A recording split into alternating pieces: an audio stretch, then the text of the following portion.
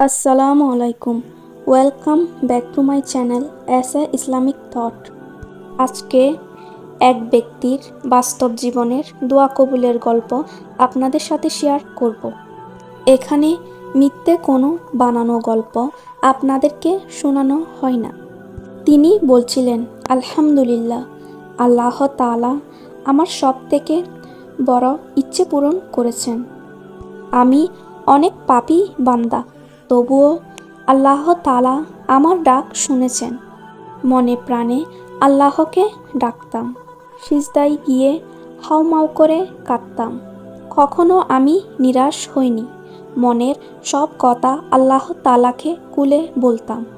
বিশ্বাস করতাম আল্লাহ তাআলা একদিন না একদিন আমার কথা শুনবেন, আমার দোয়া কবুল করবেন। আলহামদুলিল্লাহ, আল্লাহ তাআলা আমার দোয়া কবুল করেছেন। রাতের গভীরে সবাই যখন ঘুমাতো, আমি আল্লাহ তাআলাকে খুশি করার জন্য তাহাজ্জুদ নামাজ পড়তাম এবং মনের ইচ্ছেগুলো বলতাম। আমার মনে হতো আল্লাহ তাআলা আমার কথাগুলো শুনছেন।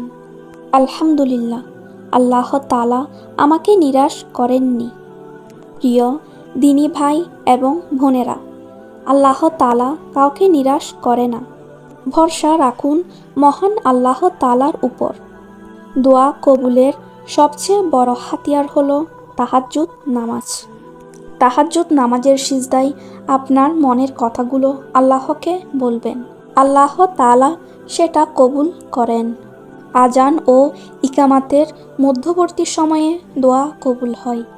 এ সময় নিজের মনের মতো করে দোয়া করবেন আর সব সময় লা হাওলা ওয়ালা কুওয়াতা ইল্লা বিল্লাহ ইস্তেগফার দরুদ শরীফ পাঠ করবেন। ইনশাআল্লাহ আল্লাহ তাআলা আপনাকে নিরাশ করবেন না।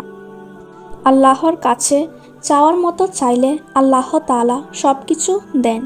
আল্লাহ তাআলার কাছে কোনো কিছু চাইলে এ বিশ্বাস নিয়ে চাইতে হবে যে আমার আল্লাহ আমাকে দিবেই দিবে ইনশাআল্লাহ।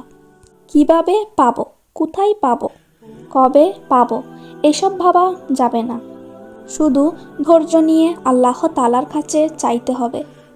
তাহাজ্জুদে ফেলা চোখের পানি বিফলে যায় না। আল্লাহ তাআলা তার সকল বান্দার দোয়া কবুল করেন, কারোটা আগে আর কারোটা পরে।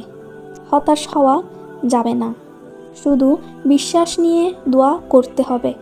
এটা ভাবতে হবে যে আল্লাহ তাআলা আমার দোয়া কবুল করবেন। গভীর রাতে তাহাজ্জুদের কান্নায় ভেঙে পড়া এমন অনেক মানুষ আছে যাদের ভোর না হতেই দোয়া কবুল হওয়ার আনন্দে আরেকবার চোখের পানি ঝরে।